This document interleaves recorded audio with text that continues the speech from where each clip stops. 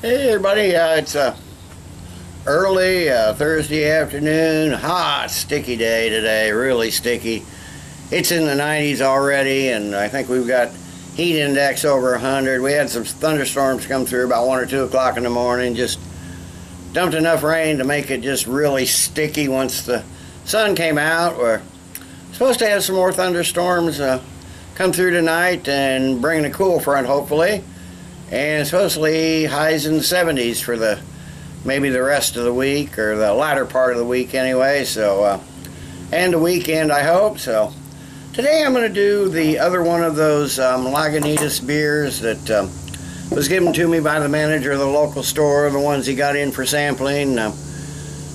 Release date is still October sometime in this state, so hopefully by October we'll be able to get them all, but or most of them anyway. But today I'm going to do another one I've never had, the Little Sumpin Sumpin Ale.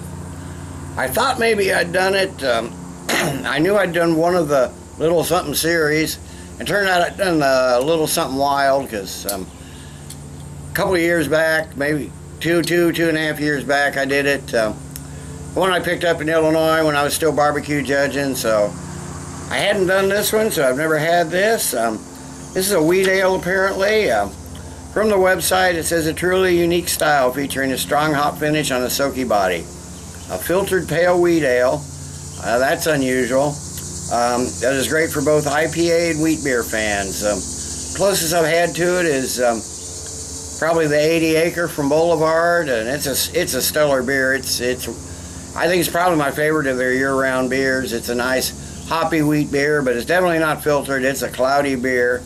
I'm expecting this is going to be fairly clear, but we'll see when we get it poured. It says way smooth and silky with a nice wheaty-esque-ish-ness, just a little something something. All we need to kick summer into full swing. So if there's something for a hot summer day, boy, this would be it, that's for sure. Ingredients: hops, malt, hops, yeast, hops, water, and hops. I guess they put some hops in it.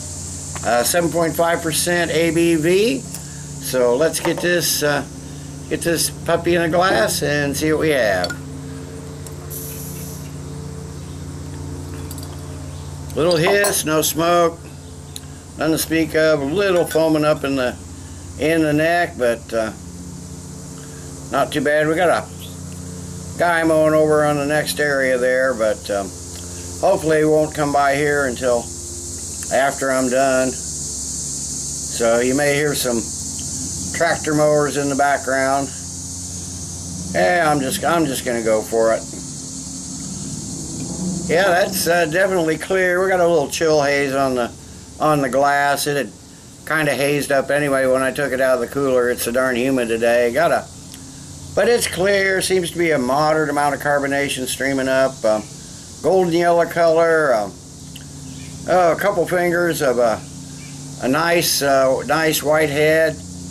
Nice looking wheat beer, though I'm used to wheat beers being cloudy, so let's get a nose on it.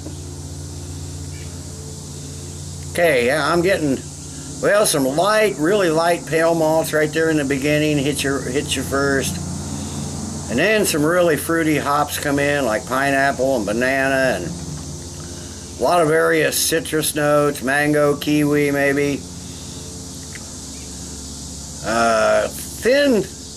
Thin wheat notes on this. It's primarily the hops. There may be some little bit of like a sourdough bread smell in there, maybe from the yeast. Maybe just a light dank pine note in there, but it's primarily those sweet fruit notes like pineapple and mango and kiwi, and maybe a little lemon and orange in there too. A lot of sweet citrus notes in there.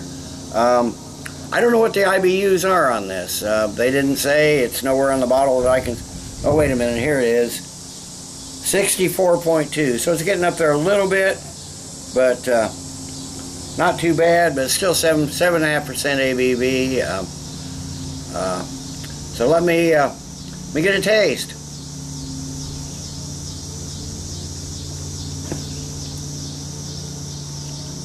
Okay, yeah, you get those sweet citrus, a little bit of floral hops right up front.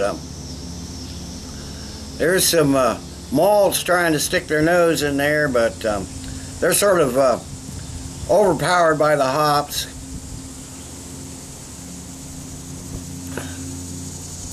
It's kind of a sweet finish to it. It's clean, a little bit dry, but it's a sweet finish, almost like sweetened grapefruit maybe. But there's some lemon in here, and definitely get the pale wheat malt. But it's a crisp, refreshing beer, and just got that slightly sweet finish. It kind of goes bitter there for a second, and then just kind of disappears. I'm not really getting any of that 7.5% ABV.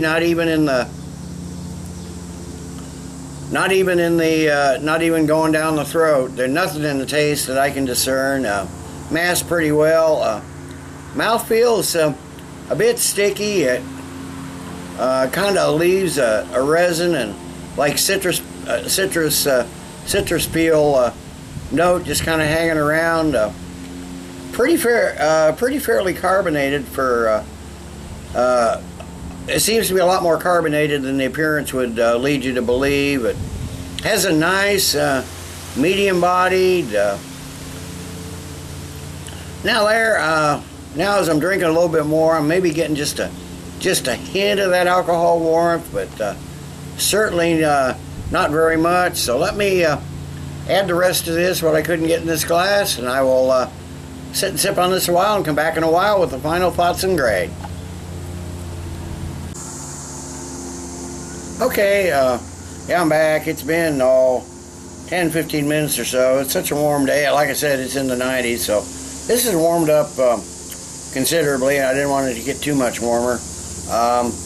As it's warmed up, I've noticed the wheat notes, although they're still thin, have got a bit stronger, primarily on the nose, but somewhat too on the taste.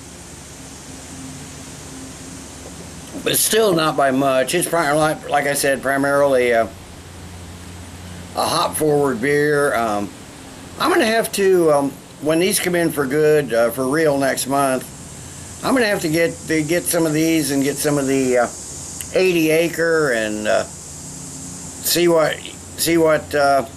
how they compare side by side. They're both similar beers, but blind test wouldn't do any good because this is crystal clear, and the 80-acre is pretty hazy. So I'll be able to tell them apart by appearance for sure. But I'd like to do them side by side and see which one I prefer, or see if there is a one I like better anyway. But anyway, come on, just about blew my. It's breezy today. Just about blew my camera over. Yeah, I like this. It's really nice, easy drinking beer. Given the intensity of the hops, it's easily drinkable beer. There's lots of flavor going on, but it's really well balanced. Definitely worth a try if you're interested and you can get it. I like that the fruitiness in it. More than you get in a normal wheat beer. So I'm going to give the Lagunitas little something something ale. I'm going to give it a good solid 9 out of 10. Decent, easily drinkable beer. You still don't. Other than just a little bit of warmth on the finish, I don't notice that alcohol. It could be at 7.5%. It could be slightly dangerous beer because it's awful easy to drink. So 9 out of 10 for Lagunitas little something something ale. Interesting beer. Glad I got to taste it in advance of Lagunitas actually coming to the States. So cheers everybody. Till next time, let's keep drinking good beers.